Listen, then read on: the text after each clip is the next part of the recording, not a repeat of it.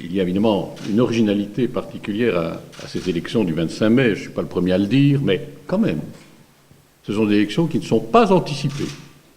Ça mérite d'être relevé. Vous me direz que le début de la législature avait été quand même un peu amputé, 1 an et demi à la recherche d'un gouvernement.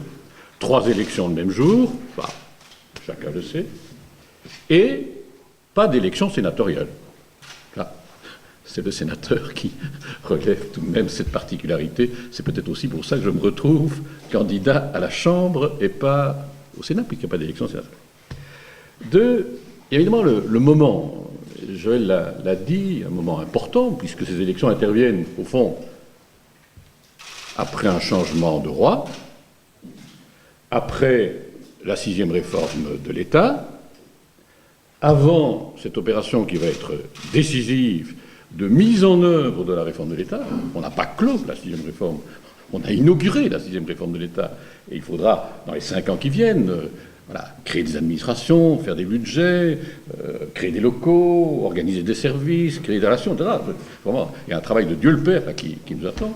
Et puisque je dis Dieu le Père, j'ajoute tout de même que je cite toujours moi la Genèse. Dieu créa le monde en combien de jours?